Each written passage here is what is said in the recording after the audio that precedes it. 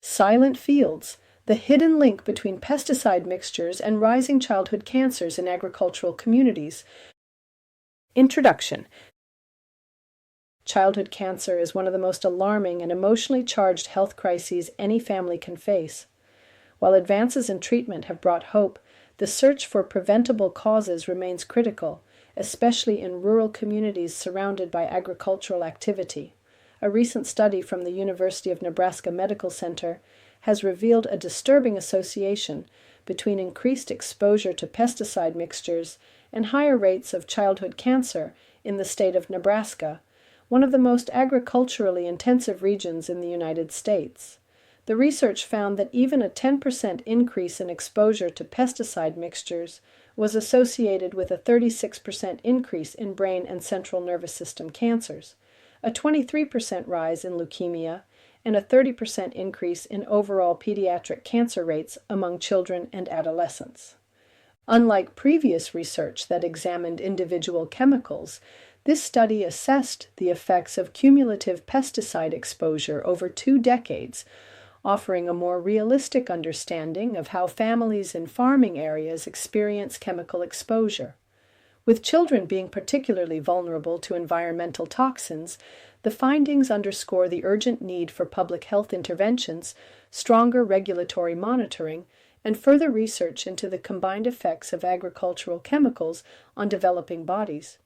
A new study from the University of Nebraska Medical Center has brought national attention to a growing public health concern: the relationship between pesticide exposure and childhood cancer rates in agriculturally intensive regions. Focusing specifically on Nebraska, a state with one of the highest pesticide application rates in the U.S., this research reveals a disturbing association. A mere 10% increase in exposure to pesticide mixtures is linked to a 36% increase in brain and central nervous system cancers, a 23% rise in leukemia, and a 30% increase in overall childhood cancer rates. The research, published in early 2025, stands out for both its scope and methodology. Using 2 decades of pediatric cancer data and environmental exposure modeling, scientists at the University of Nebraska Medical Center identified a statistically significant increase in cancer incidence linked with estimated pesticide exposure levels throughout the state. Importantly, the study did not isolate individual pesticides, but examined the cumulative impact of chemical mixtures, which more accurately represents how agricultural families and nearby residents are exposed in daily life. This approach adds to the growing body of evidence showing that synergistic effects of multiple chemicals may be more dangerous than the sum of their parts. Children are not just small adults. Their physiological and behavioral characteristics make them uniquely susceptible to environmental toxins, including pesticides. According to the World Health Organization, children have a higher surface area to body weight ratio, which leads to greater absorption of contaminants. Their organs are still developing, making them more prone to damage from toxic insults. Infants and toddlers spend more time on the ground, where pesticide residues settle. Hand-to-mouth behavior increases ingestion of contaminated dust and soil. Developing immune and detoxification systems are less capable of eliminating harmful substances. This vulnerability means that even low-level chronic exposure during critical windows of development can lead to long-term health consequences, including changes in DNA, impaired neurodevelopment, and carcinogenic effects that may not manifest until years later. Until recently, much of environmental toxicology has focused on individual chemicals in isolation. Regulatory limits and health advisories are generally based on a safe level for each chemical. However, this model fails to reflect reality, especially in agricultural zones where people are exposed to multiple pesticides simultaneously through air, water, soil, and food.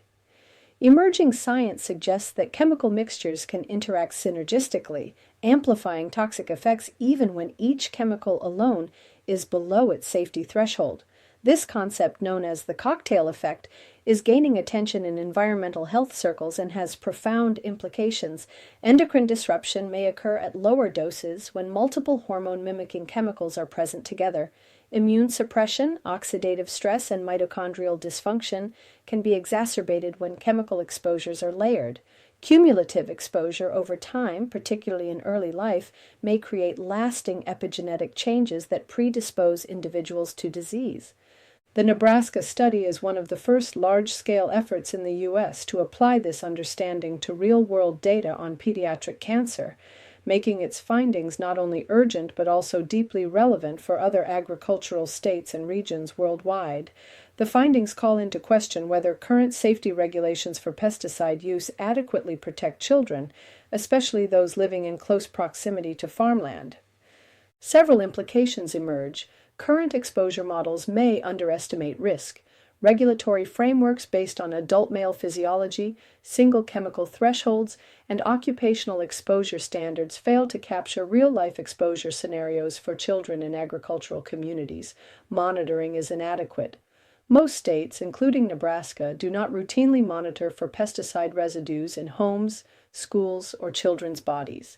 There are no federal requirements for testing chemical mixtures in air or water near farmland. Disparities in rural health persist. Many of the children affected come from farming families or low-income rural communities with limited access to pediatric oncologists or environmental health specialists. Delayed onset and intergenerational effects remain poorly understood. Long-term exposure to pesticides may not show up in early childhood but can contribute to disease in adolescence, adulthood, or future generations through epigenetic changes. To respond effectively, the study's authors urge a nationwide reevaluation of pesticide safety regulations. This includes longitudinal studies monitoring children in high-risk regions, biomonitoring programs to detect pesticide metabolites in urine, blood, and breast milk, and the establishment of exposure databases that track combined chemical loads, not just individual toxins. While many exposure sources are systemic, there are steps families can take to reduce risk and advocate for change. Washing produce thoroughly, even organic, helps remove residues. Limiting outdoor activity on days when nearby fields are sprayed, especially for young children, may help reduce direct exposure. Using HEPA filters indoors and removing shoes before entering the home can limit indoor contamination. Encouraging local schools and policymakers to support environmental monitoring and protective regulations is key. Families may also choose to get involved in community science projects, which may offer access to water and air testing resources. Conclusion. The detection of a clear correlation between pesticide mixtures and rising childhood cancer rates in Nebraska serves as a powerful reminder that chemical exposures in early life matter. Children's developing bodies, their behaviors, and their close proximity to ground-level environments place them at a heightened risk for long-term harm. This study reinforces the need to consider not only single chemical safety thresholds, but the full spectrum of chemical interactions that occur in the environments where children live, play, and grow.